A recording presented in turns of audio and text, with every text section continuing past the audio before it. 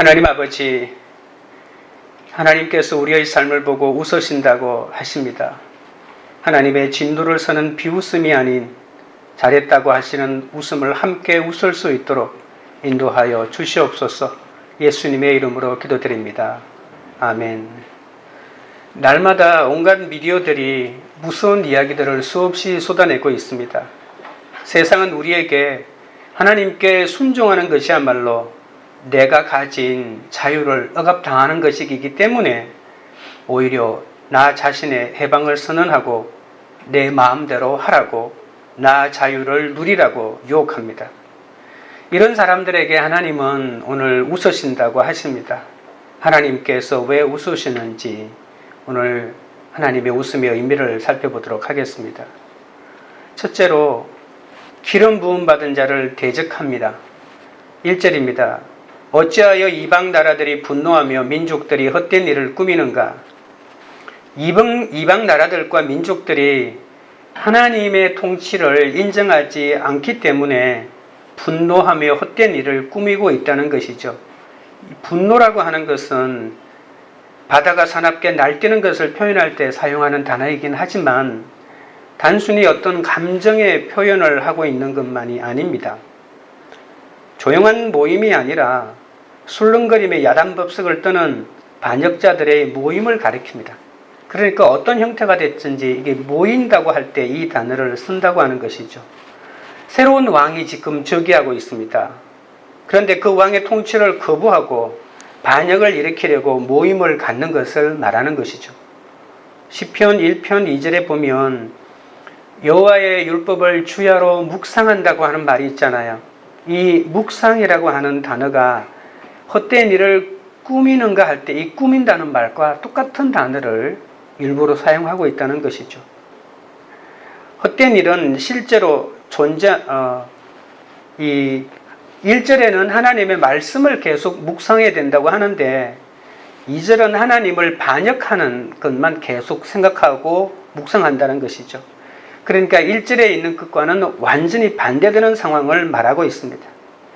헛된 일은 실제로 존재하는 어떤 사실을 자기 마음대로 해석하고 다른 말로 아예 바꾸어버리는 것을 말하거든요. 이걸 옛날 성경엔 경영한다, 꾸민다는 말을 경영한다 이렇게 말하기도 합니다. 이방 나라들이 한 곳에 모여 하나님의 통치를 절대로 받아들일 수 없다면서 전쟁도 불사하겠다며 마치 전쟁을 하기 위해서 작전을 짜고 있는 것 같은 그런 모습이 오늘 헛된 일을 꾸민다라고 하는 것이죠. 시편 1편 2절에서 아까 말했던 묵상한다고 하는 말은 이 자기에게 부드럽게 속삭이듯이 본문을 읽을 때 쓰는 말입니다. 특별히 이제 어성어를 많이 하곤 하는데 자신이 잡아놓은 먹이 앞에서 어르렁거리는 사자의 모습이나 또는 비둘기가 먹이를 쪼아 먹을 때 여러분 자세히 보셨는지 모르겠지만 계속 입에서 이 구구구구 하는 소리를 내는데 특별히 먹이를 쪼아 먹을 때 집중적으로 그 소리를 내고 있습니다.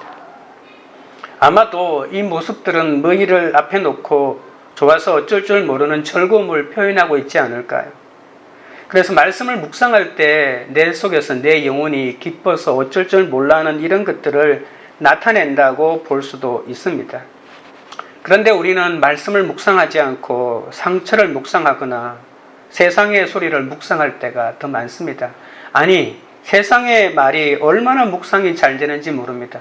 오늘 교회에서 어떤 사람이 나한테 이상한 눈빛을 보냈다는 겁니다. 그 말을 가지고 하루 이틀 묵상을 하는데 묵상이 얼마나 잘 되는지 모릅니다. 그 묵상의 결과 나를 미워한다, 나를 시기한다, 나를 저주한다 라고 하면서 그냥 두지 않겠다고까지 가는 거죠. 이렇게 말씀 묵상은 어렵지만 말씀 묵상은 내 죄를 발견하는 것인데 이 세상의 상처를 묵상하는 것은 다른 사람의 허물과 상처를 발견하기 때문에 그것이 저절로 얼마나 잘 되는지 모르는 거죠. 어떻게 하면 하나님의 통치를 반대할까? 어떻게 하면 거부할까? 라고 생각하는 겁니다. 우리가 살아가는 세상은 늘 뭔가를 이루고자 요란하게 꾸미고 있습니다. 우리가 열심히 일해야 하지만 하나님 없이 무의미한 경영이 최종 목표가 되어서는 안 됩니다. 복음서에서도 보면 서로 원수였던 빌라도와 바리새인들이 한편이 되고 예수님을 대적할 뿐 아니라 그리스도를 죽인 것도 알고 있지 않습니까? 누가복음 23장 12절에 이런 말이 있습니다. 헤롯과 빌라도가 전에는 원수였으나 당일에 서로 친구가 되니라. 그러니까 믿음으로 하나 되자고 했을 때는 하나 되기 얼마나 어려운지 모릅니다. 그런데 누군가를 죽이기 위해서 하나가 되자고 하면 얼마나 하나가 잘 되는지 모르는 거죠. 정치인들이나 거창한 데서만 헛된 일을 꾸미는 것이 아닙니다. 우리도 믿는 사람이지만 이 땅에서 조금 더 많이 가지고 더 높은 곳에 먼저 올라가기 위해서 서로 꾀하고 맨 것을 끊고 믿음의 결박을 벗어버린다나 헛된 일을 꾸미기 위해서 얼마나 분주한지 모릅니다. 저도 중학교 때 부산으로 전학을 가야 한다. 그래서 성공한다. 그렇게 해서 저 혼자 부산 친척집에 주소를 옮겨놓고 몇 달을 부산에서 다닌 적이 있습니다. 원래 부산으로 전학을 가려면 가족 전체가 부산으로 이사해야 하는데 학교에는 다 이사 갔다고 거짓말을 해놓고 저 혼자 먼 부산에서 다녔습니다. 지금 생각해도 여러분 부산을 잘 모르겠지만 부산 서면 지나서 서쪽으로 가다 보면 단감동이라는 데가 있는데 제가 차를 3번이나 갈아타면서 37번 아직도 버스가 생각이 나는데 그 오랜 시간을 거기서 다녔습니다. 아침에 학교 올 때 저희 중학교가 고속도로 변에 있기 때문에 많은 선생님들이 거의 대부분 부산에서 출퇴근하는데 그 고속도로로 가는 완행 고속 있잖아요. 그걸 저도 타고 갔기 때문에 선생님들에게 나도 부산에 이사 갔다는 것을 보이고 또 그렇게 몇 달을 다닌 거죠. 아니 시골에서 농사 지으시는 분들이 갑자기 부산으로 이사 갔다고 해서 학교 선생님들이 다 믿었을까 의심스럽습니다. 아마 믿지 않았을 것입니다. 부산에 전학 가면 성공할 것이라 여기고 잘못된 일인 줄 알면서도 그렇게 시키니까 시킨 대로 따라했죠. 그때 부모님들이 예수를 믿지 않았지만 순수한 시골 분이라 할지라도 자식을 성공시키려면 불법을 저지르고 거짓말을 시켜서라도 어떻게 해서든 부산으로 전역시켜야 한다고 그렇게 어떤 일을 꾸몄죠. 제가 초등학교 다니면서 보니까 반장했던 아이들은 어김없이 부산으로 전학을 가더라고요. 1학년, 2학년, 3학년 때 반장했던 아이도 부산으로 이사갔고 4학년 때, 5학년 때 반장했던 또 이사갔고 그게 6학년 때 다 가고 제가 반장을 했거든요. 그래서 시골에는 뭔가 잘 되려면 부산으로 전학을 가야 된다는 생각이 가득 차 있었습니다. 그리고 그 사람들은 이사 가지 않고 다 전학 갔거든요. 그런데도 그것도 당연하게 생각했는데 지금 생각해 보면 이 일절에 일어나는 일들이 아주 정치인들이나 이상한 사람들에게만 일어나는 것이 아니라 나의 지난날을 살펴보면 이런 일이 너무나 많았다고 생각할 수 있습니다. 사람들은 주님을 떠나 그 맨 것을 끊고 결박을 벗어버리면 자유로울 것이라고 생각하지만 주님을 떠나면 자유는 없고 오직 악하고 음란한 죄인의 본성만이 남는다는 것을 잊지 말아야 합니다. 2절입니다. 세상의 군왕들이 나서며 관원들이 서로 꾀하여 여호와와 그의 기름 부음 받은 자를 대적하며 1절에서 전쟁을 준비했던 그들의 정체가 구체적으로 드러납니다. 세상의 군왕들과 관원들이 이 업무에 앞장서는 사람들입니다. 그들이 대적하는 대상은 바로 하나님과 여호와와 기름 부으심을 받은 메시아라고 합니다. 그들이 무엇을 대적하는지 정확하게 볼 수가 있죠. 기름 부음 받은 자는 하나님이 특별히 선택한 왕입니다. 그리고 하나님이 그 왕에게 모든 통치를 위임하는 그런 왕이죠. 고대 이스라엘은 왕이나 제사장이나 선지자와 같은 중요한 관직을 임명할 때 감람나무 기름을 그의 머리 위에 붓고 임직을 하죠. 그래서 그들에게 하나님의 통치를 대신 맡겼던 것입니다. 시편 2편을 흔히 제왕시라고 부릅니다. 왕에 대한 시라고 하는 것이죠.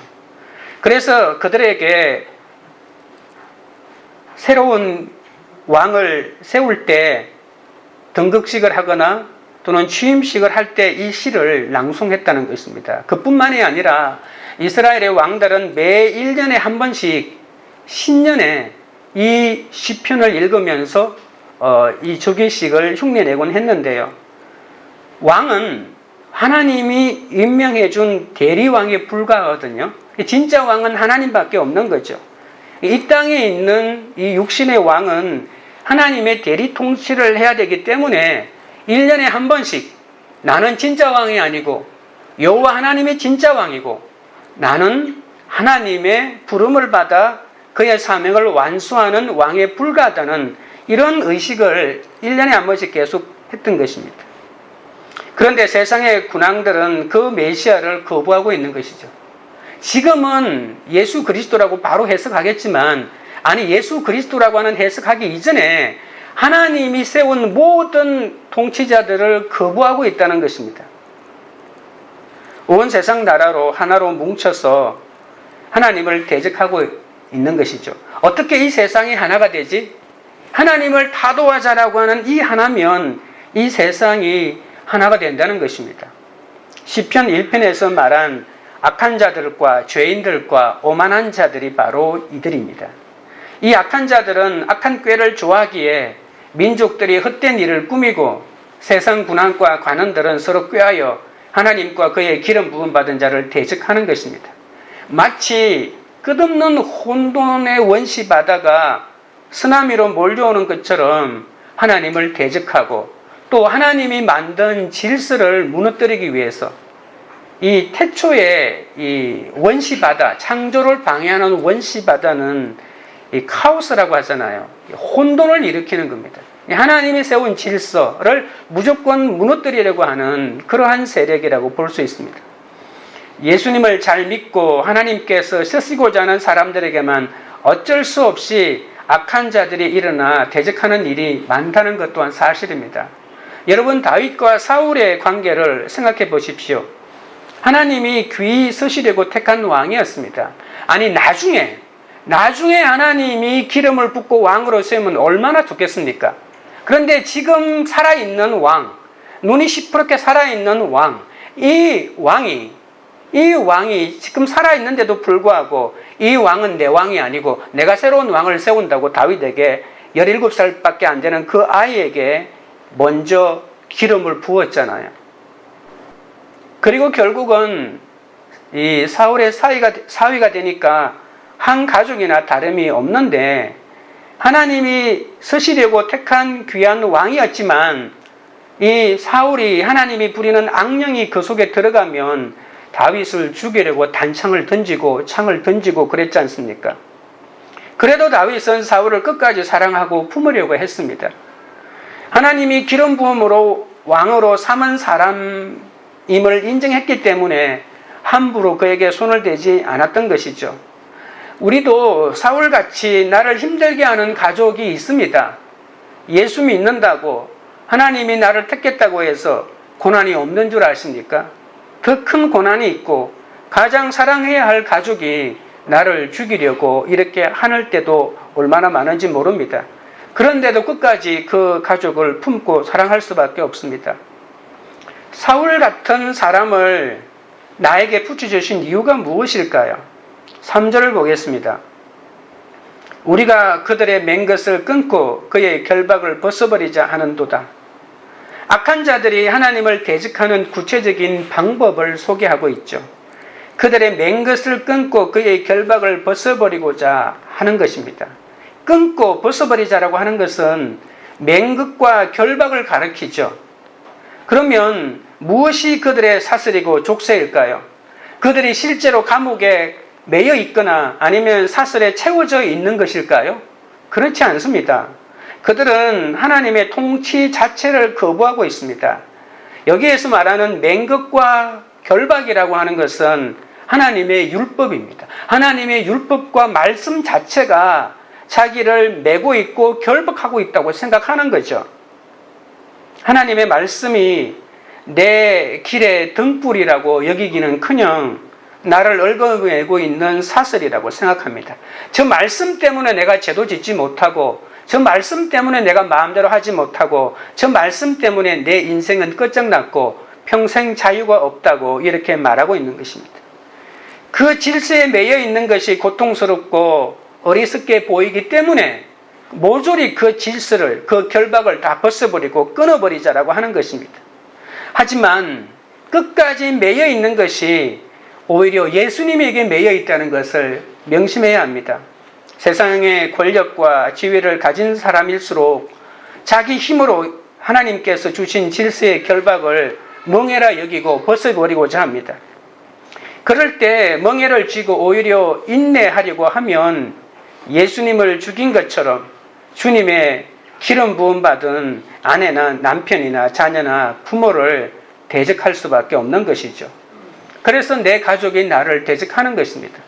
그래도 주님은 끝까지 견뎌내라고 하십니다. 주님께서 주신 환경에서 피하려고 하는 것은 예수님을 끊어내는 것과 같다는 것이죠. 오히려 내가 감당할 수 없는 다른 사람 같으면 관계를 끊어낼 수가 있겠죠. 그런데 가족의 관계를 어떻게 끊어낼 수가 있겠습니까? 어쩔 수 없는 운명이라고 여기고 그 가족을 품으려고 하면서, 그러면서 그 속에서 하나님의 뜻을 발견해 나가는 것입니다. 예수님을 믿으면 나의 수고하고 무거운 짐이 예수님의 새로운 멍에로 바뀌어서 기쁘게 된다는 것이죠. 똑같은 멍에지만 예수님이 이미 그 멍에를 짊어졌기 때문에 내가 내 멍에를 지고 힘들어할 때 예수님이 나 밑으로 오라고 하면서 예수님의 멍에를 지면 그 예수님의 멍에, 그러니까 내 멍에를 예수님이 대신 져주시기 때문에 내가 그 멍에를 수월케 지나가는 것입니다. 그러면서 나에게는 신앙의 인격이 갖추어지고 그리고 하나님의 뜻을 이루어가는 것이죠. 환경이 바뀌는 것이 해결책일까요? 나와 싫은 사람 무조건 끊어내고 잘라내고 이 교회 싫으면 저 교회 가고 이 사람 싫으면 저 사람 사귀고 그러면 문제가 해결되는 걸까요? 문제의 원인이 나에게 있을 수도 있는데 그 나에게 있을 수도 있다라고 하는 그 하나의 가능성마저도 생각하지 않고 내 결박이라고 생각하고 내 자유를 방해한다고 생각하고 다 끊어버리면 어떻게 되겠습니까? 변하지 않는 내 환경 때문에 수고하고 무거운 짐진 자가 되어서 예수님께로 갈 수만 있다면 그것이야말로 참된 해결책 아닐까요? 주께 택함을 받았어도 나를 반대하는 대적도 경험하지 못하고 순탄하게 살면 성공한 삶을 사는 것 같죠. 그런데 그러면 끊임없이 세상과 타협하며 분주히 지낼 수밖에 없다는 것을 알아야 합니다. 하나님이 정해주신 질서에 순종하면 때가 되어서 저절로 하나님이 결박을 풀어주심을 믿고 그때까지 인내해야 하는데 스스로 내가 그것을 끊어버리니 나에게 모여지는 하나님의 은혜가 없는 것입니다. 적용 질문 드립니다. 지금 무슨 헛된 일을 꾸미고 있습니까? 그것이 하나님을 대적하는 일이라는 것을 알고 있습니까? 하나님의 질서에 순종하지 않고 내가 먼저 끊어버리고자 하는 것은 무엇입니까? 둘째는 하나님의 웃음은 비웃음입니다. 4절입니다. 세상에 하늘에 계신 이가 웃으시며 주께서 그들을 비웃으시리로다. 이방 나라들의 어리석은 음모를 꾸미는 것을 보시고 하나님의 반응을 설명하고 있는데 하나님의 반응은 웃으신다는 겁니다. 세상 왕들의 계획이 얼마나 우스꽝스러웠는지 하나님은 계속 웃으십니다. 헛된 일을 꾸미는 자들에 대한 하나님의 진짜 반응은 그 웃음은 바로 비웃음이라는 거죠. 그들이 너무나도 가소롭고 어리석기 때문에 비웃는 겁니다. 인간 오만함의 극치로 세상의 군왕과 관원들이 서로 꾀하여 여호와와 그의 기름 부음 받은 자를 대적할 때 그것에 대한 하나님의 유일한 대답은 비웃음뿐이라는 겁니다. 하나님 없이 그들이 얼마나 분주하고 요란하게 하는지 하나님은 그냥 비웃는 것입니다. 그런데 오늘 하나님이 하늘에 계신 분이라고 소개하죠. 정확하게 원어를 보면 하늘에 앉아 계신 분이라는 그런 뜻입니다. 근데 앉아 있다라고 하는 게 그냥 앉아 있지는 않죠. 그러니 하나님의 보좌에 앉아 있다라고 볼 수가 있는 거죠. 이 보좌에 앉아 있다고 하는 말은 하나님의 통치를 말하고 있는 것입니다. 하나님은 이 땅에 자신을 대신해서 기름 부은 왕을 보내서 통치를 하게 하는데, 이 땅의 왕이 통치하는 것은 어떤 신비로운 힘으로 통치하는 것이 아니라 바로 하나님께서 보내셨기 때문에 통치하는 것이죠. 그 이 땅의 왕 뒤에는 만유의 주님이 계시다는 겁니다. 반역하는 왕들은 세상에 속한 왕들이지만 하나님은 하늘에 계셔서 이 모든 우주 만물을 통치하시는 그런 분이십니다. 사람이 신뢰할 만한 윤리와 도덕이 복음이 아닙니다. 하나님이 없이 잘 사는 것이나 이 세상 권력이 부러우십니까? 하나님이 그것에 관해서 비웃고 계시다는 것을 아셔야 합니다. 내가 그렇게 얻고자 하는 것, 그거 하나님이 비웃고 있다는 것입니다. 그 당시 최고 세력인 바벨론의 느부갓네살 왕이 다니엘과 세 친구가 불못불 가운데 던지려고 할 때 하나님께서 건져주실 것이라고, 그러면서 그리 아니하실지라도 왕의 신상에 숨기지 않으려 할 것이라고 했던 그 다니엘이 바로 하나님의 웃음으로 세상을 바라본 것이죠. 우리는 얼마만큼 이 하나님의 관점으로 세상을 보는 것일까요? 하나님이 비웃으시는 것은 그렇게 내 눈에는 좋아 보이고, 하나님이 좋아하는 것은 내 눈에는 비웃음거리로밖에 안 보이니, 나와 하나님의 이 가치관이 이렇게 다르다면 우리는 세상을 잘못 살고 있는 것이죠. 그러니 예수를 믿는다고 하는 것은 결과적으로 좋은 것을 얻는 게 아니라 이 말씀의 가치관, 하나님의 가치관, 성경의 가치관을 가지고 내가 세상을 바라보는 눈을 가지는 거죠. 신앙의 높은 전망대 위에 올라가는 거죠. 높은 데 올라가 보십시오. 높은 전망대 위에 올라가시면 저 길이 막다른 길이고 저 길 끝에 낭떠러지가 있다는 것을 깨닫지 않을까요? 그래서 말씀을 깨닫는 것은 높은 전망대 위에 올라가는 것인데, 하나님의 관점을 가지는 것인데, 이 하나님이 비웃으시는 것을 내가 그렇게 애타게 갖기를 원하고 있으니 어찌 하겠습니까? 5절입니다. 그때에 분을 바라며 진노하사 그들을 놀라게 하여 이르시기를, 6절, 내가 나의 왕을 내 거룩한 산 시온에 세웠다 하시리로다. 하나님은 그들 위에 그분의 왕을 세우심으로 그들의 반역을 끝장내시기를 원하십니다. 그래서 분을 바라시고 진노하신다고 하죠. 오늘 이 본문에서 진노한다고 하는 단어가 3번 나오고 진노에 버금가는 단어도 여러 번 나옵니다. 하나님의 진노를 콧구멍과 타오르는 경노함으로 표현하죠. 보통 성경에서는 하나님의 진노를 이 콧김에서 나오는 이 코바람으로 많이 비유하기도 합니다. 이 세상의 군왕들의 음모에 대한 정죄로 하나님이 이스라엘 왕을 세운다는 것입니다. 하나님이 자기 아들을 거룩한 산 시온에 견고하게 세우시고 이 광분하는 이방 나라들을 절대로 이 아들을 끌어내릴 수 없도록 만든다는 것입니다. 그런데 오히려 그런 생각을 품는 것 자체를 하나님은 비웃으심으로써 그들이 아무리 하나님이 세운 왕을 끌어내리려고 소동을 일으키고 난리 법석을 피워도 하나님은 꼼짝도 하지 않으신다는 겁니다. 하나님께서 말씀하신 사소한 일이라도 순종하면 어떤 조롱에도 하나님의 웃음으로 웃을 수 있는 것이죠. 설령 내가 하나님의 부름을 받고 지금 세움을 얻고 살아가고 있지만 내 형편이 금방 풀리지 않아서 시기와 질투를 하고 온갖 세상에 핍박을 당할 때가 있습니다. 그때도 흔들리지 마셔야 합니다. 하나님이 나를 세웠다고, 거룩한 산 시온에 세웠기 때문에 하나님이 나를 구별되게 세운 거지 않습니까? 하나님이 세상 사람들처럼 나를 지금 만들어주지 않는다고 해서 하나님이 나를 버린 게 아니라는 사실을 아셔야 합니다. 하나님은 시편 1편에서 그의 시간에, 옛날 성경은 그의 시절이라고 했죠. 하나님의 철을 따라서 우리를 열매 맺게 하신다고 하셨습니다. 그러니까 그의 시간이니까 원어로는 그의 시간이라고 했습니다. 하나님의 시간일 수도 있고 나에게 맞춰진 나의 시간일 수도 있습니다. 하나님은 나에게 맞는 시간이 있다는 거죠. 그 시간까지 기다리고 인내할 필요가 있는 것이죠. 다른 사람이 다 한다고 해서 내가 지금 그것을 해야 된다고 하는 것은 아닙니다. 내가 하나님의 말씀을 묵상하지 않으면 내가 잃어버린 것에만 안타까워서 어쩔 줄 몰라 하는 거죠. 그래서 하나님의 웃음을 함께 웃을 수가 없습니다.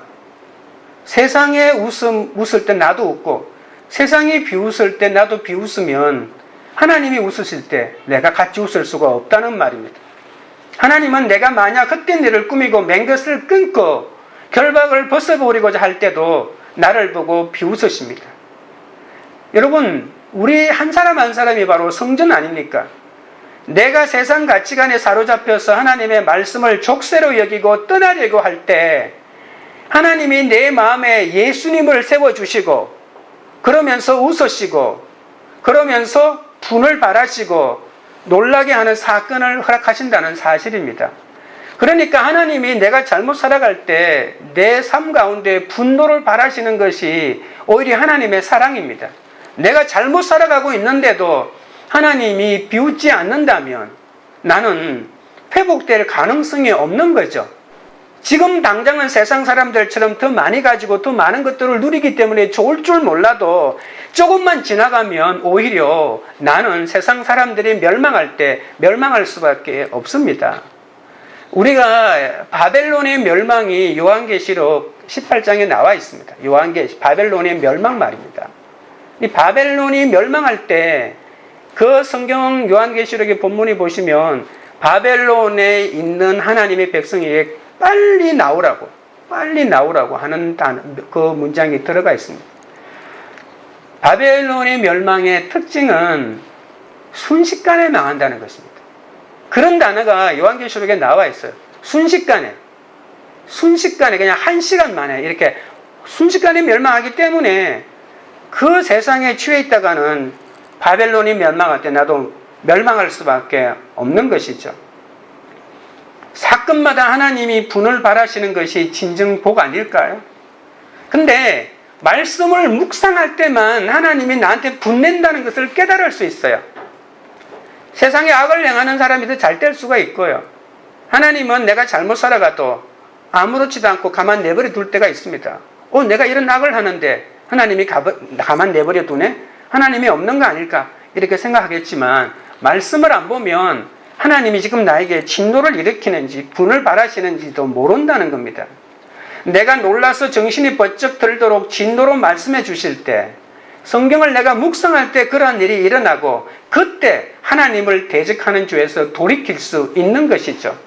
그래서 만약에 세상을 따라가고 열심히 세상을 취해서 살아가려면 반드시 하루에 일정한 시간을 끄집어내가지고 말씀 묵상을 계속해 나가셔야 됩니다.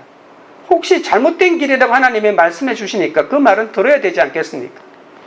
어떤 일이 있더라도 세상에서 잘 나가더라도 실패했더라도 성공했더라도 하나님의 말씀은 반드시 묵상하셔야 합니다. 세상이 스스로 왕노릇하려고 하나님을 대적하고 악한 일을 꾀할지라도 하나님께서는 상관없이 거룩한 곳 시온에 자신의 뜻을 따라 왕을 세웠다는 것입니다. 우리는 날마다 주님의 통치를 받고자 이 주님의 거룩한 산에 있어야 합니다.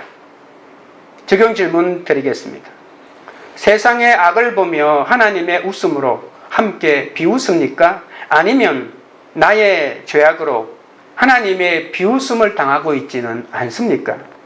하나님이 진노로 말씀하실 때 내 죄에서 돌이키고 있습니까? 셋째는 그리스도의 통치를 거부하면 심판입니다. 7절입니다. 내가 여호와의 명령을 전하노라. 여호와께서 내게 이르시되 너는 내 아들이라. 오늘 내가 너를 낳았도다. 하나님이 선택하신 왕은 그의 절대적인 권력으로 세상을 다스리게 합니다. 그 왕은 하나님의 명령으로 다스리기 때문이죠. 여러분 7절을 보십시오. 내가 여호와의 명령을 전하노라. 아까 우리 집사님이 읽었던 건 이제 한글 개혁판이니까 그때는 영이라고 한자를 써놨어요. 그래서 영이라고 하면 잘못 한자를 알면 금방 아는데 하나님의 명령입니다. 그럼 하나님의 명령은 뭘까요? 그것은 사무엘하 7장에 나오는 나단 선지자를 통해서 다윗과 그의 집에 주신 바로 약속이죠. 이것을 다윗 언약이라고 말합니다. 다윗의 후손이 영원토록 왕위에 있겠다고 하신 그 약속입니다. 이 말씀은 1차적으로 솔로몬에게 이루어졌잖아요. 하지만 솔로몬을 포함해서 다윗의 후손이 왕이 된 사람은 20명밖에 없습니다. 그 외에는 왕이 못 됐죠. 물론 21명인데 한 명은 아달랴라고 하는 이세벨의 딸이니까 다윗의 혈통이 아니고 그 사람은 빼야 됩니다. 그렇다면 다윗의 후손이 영원토록 왕이 될 것이라는 말은 무슨 뜻일까요? 다윗의 실제 아들들은, 후손들은 20명밖에 왕이 못 됐기 때문에 엄밀히 말해가지고요, 다윗 계열의 왕달은 일종의 약간 입양해온 사람들입니다. 그런데 오늘 하나님이 직접 나와서 세우시는 왕이 있다고 합니다. 그 왕이 바로 예수 그리스도이죠. 그러니까 다윗 언약은 엄밀하게 말해서 이 예수 그리스도를 통해서 성취된다고 말할 수 있습니다. 오늘 이 시편 2편이 왜 오늘날 우리가 읽어야 되느냐가 하는 그 이유죠. 만약에 다윗 왕들에 대한 이야기라면 우리가 읽을 필요 없죠. 이스라엘의 역사인데 우리가 읽을 필요 없는 거 아닙니까? 그런데 이 하나님이 오늘 내가 그를 낳았다고 하는 이 왕은 바로 예수 그리스도이기 때문에 오늘 우리에게도 여전히 유효한 것입니다. 이 명령은 우리에게 하시는 명령입니다. 너는 내 아들이라. 오늘 내가 너를 낳았도다. 내게 구하라고 하는 이 명령이 들리십니까?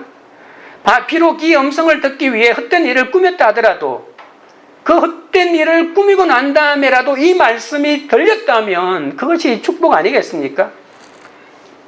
8절을 보십시오. 내게 구하라. 내가 이방 나라를 내 유업으로 주리니 내 소유가 땅 끝까지 이르리로다. 이 8절은 문맥으로 보면 예수 그리스도에게 주는 말씀이죠. 내게 구하라 할 때 이 나는 하나님이죠. 내가 이방 나라를 내 유업으로 하니까 예수 그리스도 너에게 주리니 예수 그리스도 너의 소유가 땅 끝까지 이르리로다라고 하는 그런 말이죠. 이 하나님은 우리의 유업을 미리 다 정해놓으시고 우리에게 그 나라를 달라고 기도하라고 하시는 거죠. 내게 구하라. 정말 가슴 설레는 말씀 아닙니까? 8절을 조금 더 단순하게 말하면 내게 구하라 주리니 라고 하는, 내게 구하면 내가 주겠다는 겁니다. 우리의 왕 예수님은 이 구하는 일에 실패하지 않았습니다. 잘 구해야 되거든요. 주기는 주는데 얼마나 잘 구하는지 보고 주겠다는 말입니다. 근데 예수님은 너무나도 잘 구했어요. 우리는 참으로 어리석어서 눈앞에 보이는 것만 구합니다. 주님은 하나님의 나라와 권세와 영광을 구했습니다. 하나님의 뜻이 하늘에서 이루어진 것처럼 땅에서도 이루어질 것을 기대하면서 기도했던 것이죠. 세상 모든 것이 원래 하나님의 것이지 않습니까? 내가 내 소유를 위해서 아무리 노력하고 수고해도 결국 하나님이 주셔야 얻을 수 있습니다. 지금 은행의 통장에 있는 잔고가 다 내 것이라고요? 지금 내가 나 스스로 호흡하고 있으니 이 생명도 내 것이라고요? 그렇게 생각할 수 있겠죠. 내 자녀나 내게 속해 있는 모든 것이 내 것이라고 생각할 수가 있겠죠. 그러나 내일에도 그 다음 날에도 그것이 여전히 내 것인 줄은 알 수가 없습니다. 그러니 물질의 고난이 올 때 내 힘과 계산으로 빚을 지거나 투기하지 말고 이 물질로 훈련받으면 내 욕심을 회개하게 됩니다.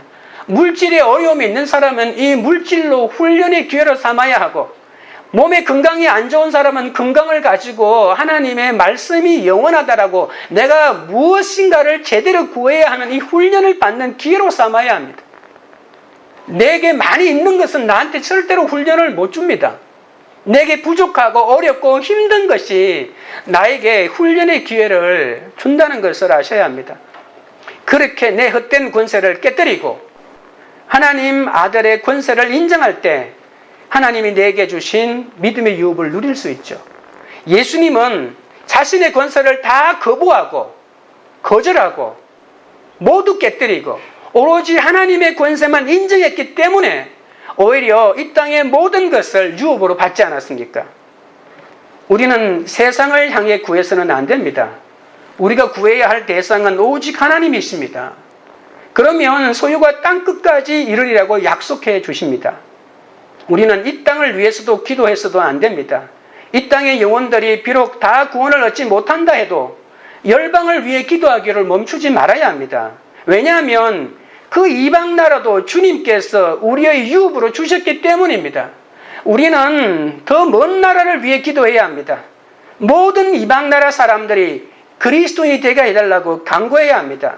온 세상이 주님의 것이 되게 해달라고 기도해야 됩니다. 이 땅의 모든 것이 주님의 소유이기 때문입니다. 9절입니다. 내가 철장으로 그들을 깨뜨리며 질그릇같이 부수리라 하시도다. 철장이라고 할 때 이 장은 왕이 가지고 있는 규 또는 홀이라고도 하죠. 그걸 말합니다. 그런데 이것이 철로 만들어진 것이니까 그 지배가 얼마나 강한지를 보여줍니다. 질그릇같이 부수리라고 하는 이 말은 왕의 통치 아래 고대 애굽에 보면 이 애굽 왕의 통치 아래 있는 지역마다 자기의 항아리에 자기의 이름을 성의 이름을 써서 항아리에다가 자기 이름을 쓰고 그 항아리를 애굽 왕에게 갖다 바칩니다. 그래서 이 애굽 왕이 반역을 일으키는 성마다 이 항아리를 깨뜨려 버리면 애굽의 바로의 군대가 넉달같이 가서 그 나라를 완전히 몰살시켜 버리거든요. 그래서 그걸 빗대서 하는 말입니다. 그래서 반역자들은 감히 반역할 수가 없습니다. 애굽 왕의 손아귀에 있는 자기 항아리가 깨지는 순간 자신의 나라가 완전히 진멸되는 그런 순간이기 때문이죠. 질그릇같이 부서질 세상이지만 하나님께서 주신 능력인 철장으로 깨뜨려야 할 세상이기도 합니다. 그래서 내가 옳게 구하고 그리고 철장으로 준비되어 있어야 합니다. 하나님께서 다윗을 보호하시겠다고 하면 그렇게 다윗을 죽이려고 하던 사울조차 성령을 받고 그냥 돌아가는 일이 있지 않았습니까? 이것이 하나님의 철장으로 대적이 질그릇처럼 깨지는 겁니다. 하나님의 말씀에 이 철장을 잘 준비해 놓으면 나를 죽이려고 하는 대적도 마음을 돌이켜서 돌아가게 하는 것입니다. 부인이 교회 가는 것이 싫어서 목사를 죽이겠다고 교회로 찾아온 남편들이 있다고 합니다. 그런데 그런 남편들 가운데 은혜 받고 예수 믿은 분이 많다고 합니다. 남편이 무서워서 교회를 나왔기 때문에 결국은 그 남편도 따라와서 구원을 얻게 되지 않았습니까? 적용 질문 드립니다. 주님을 거부하면 질그릇같이 부서진다는 사실을 믿으십니까? 너는 내 아들이라 하신 말씀을 믿지 못하고 사람이나 이 세상을 두려워하고 있지는 않습니까? 넷째는 하나님의 교훈을 받아야 합니다. 10절입니다. 10절 11절입니다. 그런즉 군왕들아 너희는 지혜를 얻으며 세상의 재판관들아 너희는 교훈을 받을지어다. 여호와를 경외함으로 숨기고 떨며 즐거워할지어다. 그런즉이라고 했죠. 10절에. 이 그런즉은 지금 당장 회개할 것을 촉구하는 말입니다. 헛된 일을 지금 버리고 지금 여호와를 경외함으로 숨기고 지금 떨며 즐거워해야 지혜를 얻을 수 있는데 그 지혜를 얻어야 하나님의 교훈을 받을 수 있다는 것입니다. 그러나 세상에서 갖춘 사람일수록 십자가의 지혜를 멸시하고 십자가를 오히려 자기를 넘어지게 만드는 몹쓸 것이라고 생각하고 있죠. 자신은 절대 망하지 않을 것이라고 확신하기 때문에 육신의 정욕과 안목의 정욕과 이생의 자랑을 즐거워하다가 하나님의 진노를 깨닫지 못한 채 길에서 망하고 만다는 것입니다. 세상의 군왕들은 예수님께 지혜를 얻고 교훈을 받기 전에는 헛된 일을 절대로 멈추지 않을 것입니다. 그러니까 성경만이 유일한 답이라고 하는 거죠. 내가 지금 잘못 살고 있다는 이 지혜는 성경밖에 주지 않는다는 것입니다. 세상에서 내가 이렇게 되었다면 다 부러워합니다. 나도 그렇게 되고 싶다고, 나도 그렇게 많이 벌고 싶다고 이렇게 하지. 디모데후서 3장 16절 17절에 보면 모든 성경은 하나님의 감동으로 된 것으로 교훈과 책망과 바르게 함과 의로 교육하기에 유익하니 이는 하나님의 사람으로 온전하게 하며 모든 선한 일을 행할 능력을 갖추게 하려 함이라고 했습니다. 성경 66권 가운데 구약은 우리를 구원하기 위해 오실 예수님에 대한 말씀이고 신약은 오신 예수님에 대한 말씀 아닙니까? 성경에는 하나님이 죄인인 우리를 구원하시고 거룩한 백성으로 빚어가시기 위해서 우리에게 주셨던 교훈과 책망, 또 하나님의 공의와 사랑이 다 기록되어 있습니다. 성경은 각자가 가지고 있는 선악의 잣대나 도덕과 윤리의 기준으로 읽을 수 없습니다. 우리는 환난을 겪을수록 하나님이 주신 감동으로 성경을 읽고 깨닫고 삶으로 살아내야 합니다. 그럴 때 환난이 주제가 되고 성령이 스승이 되고 성경이 교과서가 되어서 이 구속사적인 관점에서 성경을 읽어낼 수가 있는 것이죠. 책망을 잘 받으려면 성경을 읽고 듣고 묵상하고 적용해야 합니다. 이 4개 가운데 하나라도 소홀히 하면 이 하나님의 책망을 들을 수가 없습니다. 이렇게 말씀에 순복하는 것이 바로 하나님을 경외하는 것이죠. 11절에 하나 여호와를 경외함으로 숨기고 떨며 즐거워하라고 했는데 이 하나님의 말씀을 순종하는 것 없이 하나님을 경외하는 방법이 없다는 겁니다. 하나님을 나의 왕으로 인정하고 영접하고 사랑하며 그에게 전적으로 충성하고 복종하는 것이 하나님을 경외하는 것입니다. 하나님을 섬기는 태도 가운데는 이 두려움과 즐거움이 함께 있어야 합니다. 하나님을 경외하는 것은 예수 그리스도를 잘 섬기는 것이죠. 말씀을 읽을 때 내가 하나님의 말씀대로 살지 못하는 것에 대한 두려움과 또 그런 나를 하나님이 위로하시고 옳다고 인정해 주시는 이 두려움과 즐거움이 날마다 교차가는 가운데에서 우리가 하나님의 사람으로 빚어가는 거죠. 마지막 12절입니다. 그의 아들에게 입맞추라. 그렇지 아니하면 진노하심으로 너희가 길에서 망하리니 그의 진노가 급하심이라. 여호와께 피하는 모든 사람은 다 복이 있도다. 하나님은 그의 아들에게 입맞추라고 합니다. 19세기 영국 침례교 설교자인 찰스 스펄전은 이 말에 4가지 뜻이 있다고 했습니다. 첫째는 화해의 입맞춤입니다. 성경에 나오는 야곱과 에서의 입맞춤이죠. 오랜 형제 간에 갈라졌던 적대 관계와 다툼이 끝이 나고 평화가 이루어지는 그런 입맞춤입니다. 둘째는 충성의 입맞춤입니다. 신하가 왕의 발 아래 흙에 입을 맞추는 것을 말합니다. 셋째는 예배와 섬김의 입맞춤입니다. 넷째는 사랑과 감사의 입맞춤입니다. 이 마지막 넷째의 사랑과 감사의 입맞춤에 적절한 사람이 바로 막달라 마리아의 입맞춤이죠. 예수님의 발에 향유를 붓고 입을 맞추지 않습니까? 많은 죄를 사함받은 사람은 그만큼 예수님을 사랑한다고 했습니다. 창렬하고 손가락질을 당하고 사람 취급 못 받던 막달라가 예수님에게 참된 용서를 받고 예수님의 부활을 가장 먼저 전하는 자가 되지 않았습니까? 하나님에 대한 복종은 더는 미루어서는 안 됩니다. 하나님의 진노하심이 급하다고 했잖아요. 시편 2편에 아까도 말했지만 진노라는 말이 여러 번 등장하는데 이 12절에는 2번이나 연거푸 등장합니다. 우리는 죄인이었기 때문에 하나님의 참된 화해와 충성과 예배와 섬김과 사랑과 감사의 입맞춤을 할 수 없는 존재였는데 예수 그리스도께서 오셔서 이 모든 것을 가능하게 하셨잖아요. 우리는 예수 그리스도를 영접해야 합니다. 이것이 가장 먼저 해야 될 일입니다. 죄인은 누구든지 주님께로 나와야 합니다.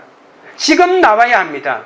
아무리 죄가 많은 죄인이라도 지금 주님께 나와 입을 맞추셔야 합니다.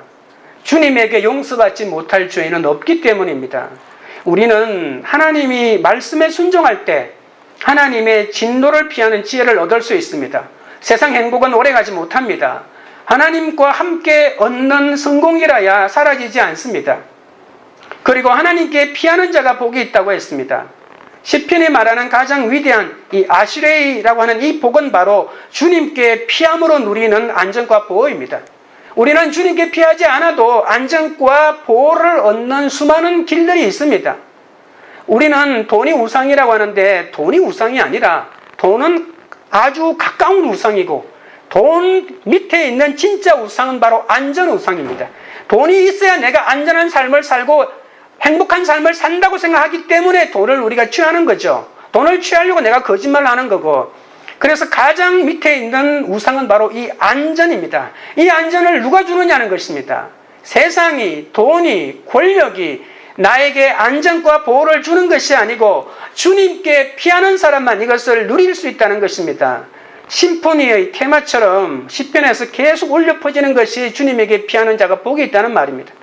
제가 한 번은 이걸 찾아본 적이 있습니다. 시편 5편 11절, 7편 1절, 11편 1절, 14편 6절, 17편 7절, 18편 30절, 25편 20절, 31편 1절, 19절, 34편 8절, 46편 1절, 7절, 11절, 55편 8절.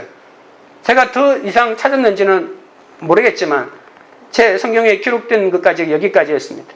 끊임없이 시편이 계속해서 말하는 것이 하나님에게 피하는 자만이 참된 복을 누린다. 하나님에게 피하는 자에게 복이 있다는 것입니다. 하나님께 반역하는 자는 망하지만 주께 피하는 자는 복을 받습니다. 시편 1편 6절에 하나님의 이름을 부르는 자는 복이 있고, 그죠?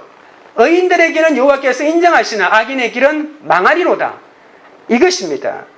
하나님은 메시아가 모든 반역을 제압하고 세상을 다스리도록 정하셨기 때문에 메시아의 권위에 복종하는 것이 가장 지혜로운 것이고, 그것은 바로 예수 그리스도를 영접하는 것이고 그의 말씀을 듣는 것입니다. 그럼 어떻게 주께 피할 수 있을까요? 주야로 말씀을 묵상하고 하나님의 말씀을 엎조리는 것입니다. 아까 제가 이 묵상한다고 하는 말이 히브리어로 하가야라고 하는 말인데 동물의 울음소리라고 했잖아요. 먹이를 가졌을 때 기뻐서 우는 것도 있겠지만 그 웃음소리에는 슬픔도 깃들어가 있다는 것입니다. 말씀을 묵상하면 내 가슴을 치고 내가 회복될 수 없는 죄인이라는 것을 깨달을 때 얼마나 힘이 들겠습니까? 그러나 이 말씀을 묵상하고 그 속에 있는 하나님께 피하고 내가 정말 죄인으로서 하나님만이 나의 피난처가 된다는 것을 깨달을 때 이 하나님의 참된 복을 누리게 되는 거죠. 시편 1편 1절에 복 있는 사람은 이랄 때 이 복은 바로 아슈레이라고 하는 말이고, 마지막에 2편 12절에 있는 주께 피하는 자가 복이 있다고 할 때도 아슈레이, 똑같은 복을 말하고 있습니다. 누가 조롱한다 해도 주님께 교훈을 받으면 이 하나님의 웃음에 동참할 수 있습니다. 오직 예수 그리스도에게만 입맞추고 그분을 왕으로 모신 자만이 회개하여 말씀대로 살아갈 수 있습니다. 어떤 상황에서도 여호와께 피하는 사람, 여호와를 의지하는 사람은 복받은 삶입니다. 적용 질문 드립니다. 처절한 교훈을 받기 위해 성경으로 돌아가며 그렇게 묵상하고 있습니까? 예수 그리스도만이 내 인생의 메시아 되게 해달라고 주께 피하고 있습니까? 말씀을 맺겠습니다. 하나님이 정해주신 질서에 순종하면 때가 되어 저절로 결박이 끊어주심을 믿고 그때까지 인내하지 못하고 스스로 끊어버리려고 해서는 절대로 안 됩니다. 세상 모든 것이 하나님의 것이므로 내가 내 소유를 위해서 아무리 노력하고 수고해도 하나님이 주시지 않으면 누릴 수 없습니다. 내 헛된 권세를 깨뜨리고 하나님 아들의 권세를 인정할 때 하나님이 내게 주신 믿음의 유업을 누릴 수 있습니다. 오직 예수 그리스도에게만 입맞추고 그분을 왕으로 모신 자만이 회개하여 말씀대로 살아갈 수 있습니다. 참 자유는 우리를 지으신 분을 숨기고 그분을 예배할 때 찾아옵니다. 세상을 지배하는 것처럼 권력의 정점에 서 있는 사람도 모두 주님의 주권 아래에 있다는 것을 깨달아야 합니다. 하나님은 변함없이 이 세상을 다스립니다. 어떤 두려운 일이 닥치든 주님은 우리의 피난처가 되십니다. 세상에 굴복하고 세상을 따라 사는 것만큼이나 영적으로 치명적인 것은 없습니다. 주님만이 이 우주의 주인이십니다. 어떤 상황에서도 여호와께 피하는 사람, 여호와를 의지하는 여러분 되시기를 주님의 이름으로 축원드립니다. 우리가 찬양 드리고 기도하겠습니다.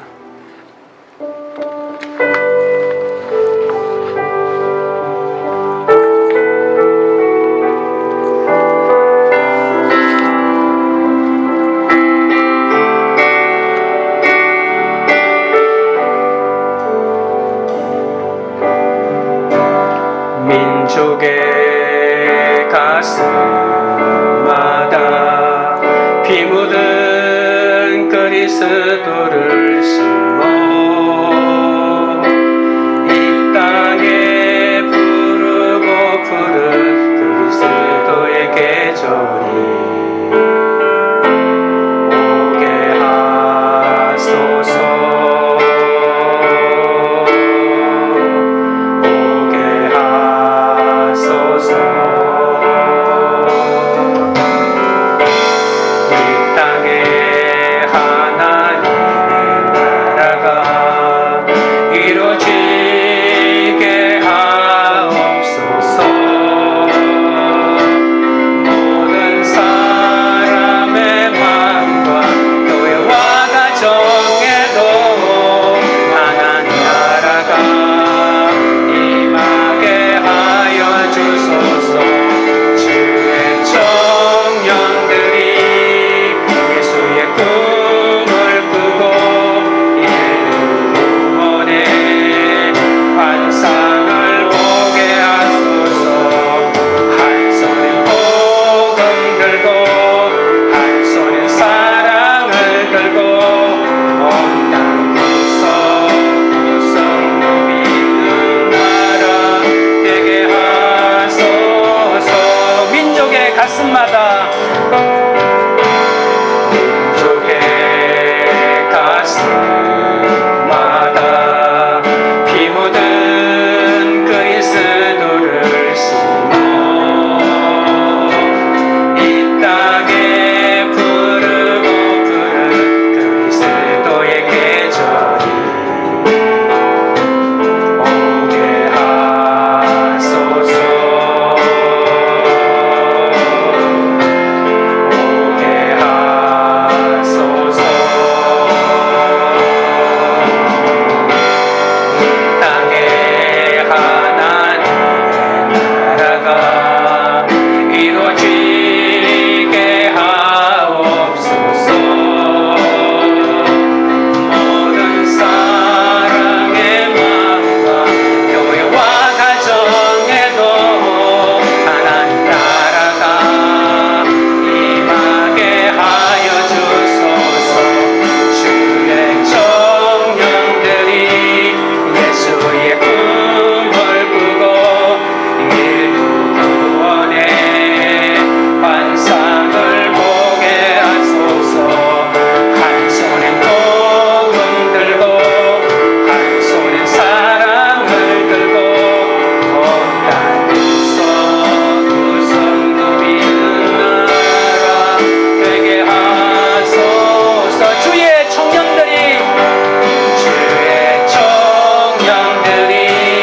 예수의 꿈을 꾸고 인류 구원의 환상을 보게 하소서. 한 손엔 복음 들고 한 손엔 사랑을 들고 온 땅 구석구석 누비는 나라 되게 하소서. 우리가 기도하실 때 헛된 일을 꾸미지 않게 해달라고 기도하겠습니다. 세상의 악을 보며 하나님의 웃음으로 함께 비웃게 하시고 하나님의 비웃음을 당하지 않게 해달라고 기도하겠습니다.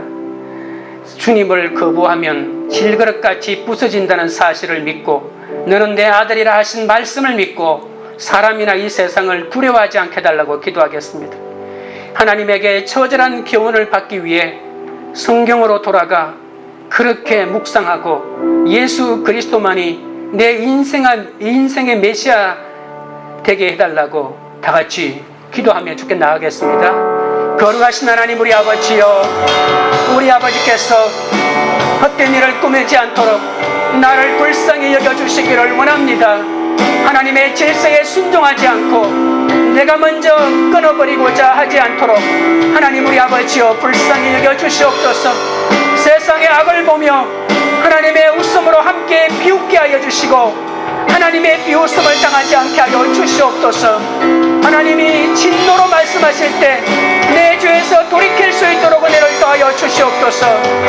주님을 거부하면 질그릇같이 결박같이 부서진다는 사실을 믿고 너는 내 아들이라 하신 말씀을 믿고 사람이나 이 세상을 두려워하지 않게 하여 주시옵소서.